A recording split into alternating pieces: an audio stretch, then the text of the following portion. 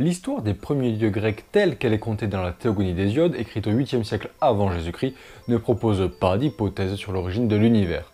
Elle relate, depuis l'apparition du chaos jusqu'à l'accession de Zeus au statut du premier des dieux, une implacable lutte pour le pouvoir, et présente des généalogies des dieux.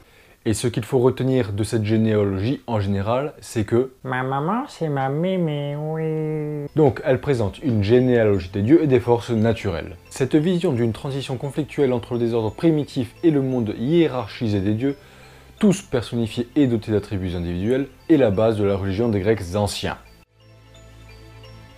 Les Grecs faisaient d'un principe abstrait, le chaos, l'origine première des forces naturelles. Né du chaos, qui représente les ténèbres, la terre, Gaïa, engendre, outre les montagnes Pontos, la mer, Ouranos, le ciel, avec lequel elle s'unit. C'est ce que je vous disais, maman, fiston, fornication. Et voilà, c'est ça là. Pour créer les 12 titans, 6 mâles et 6 femelles. Mais aussi les cyclopes à un œil et les monstrueux hécatonchires qui ont 100 bras et 50 têtes. Il n'y a pas que les hécatonchires qui sont monstrueux, hein, n'est-ce pas? Avec 100 bras, on peut en faire des choses. Ouranos craint que l'un de ses enfants le supplante. Donc il les enfouit dès leur naissance dans les entrailles de la terre, pour la plus grande douleur de Gaïa, leur mère aimante. Faut bien comprendre qu'il les enfouit à l'intérieur d'elle. Hein. Celle-ci décide de supprimer Ouranos et instruit de son projet son plus jeune fils, Chronos, qui, surprenant son père endormi, le castre bien entendu, hein, on l'a déjà vu, et disperse ses parties génitales dans les airs.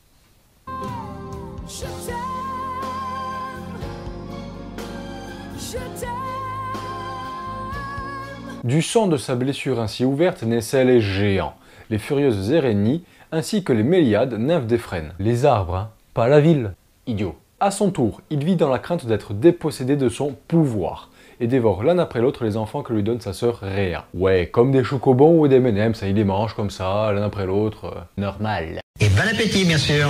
Après cette magnifique suggestion culinaire, on revient à nos moutons. Donc, classique chez les dieux, malheureusement, et les habitants du nord de la France, à savoir faire des enfants entre frères et sœurs, ou pire, avec son père ou sa mère. Hein.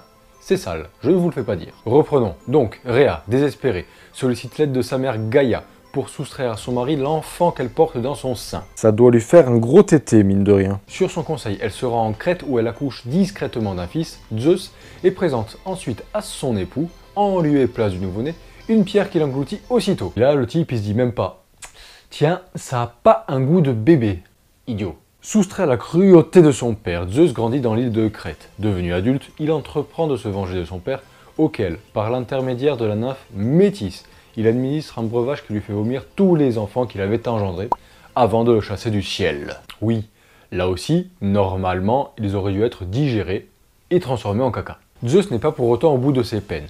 Assisté de ses frères et sœurs, il engage une effroyable lutte contre les titans qui durera plus de 10 ans. C'est la titanomachie. Puis, il doit encore affronter les géants et l'effrayant Typhon, qu'il défait d'un combat singulier avant de pouvoir s'installer désormais assuré de sa suprématie au sommet de l'Olympe.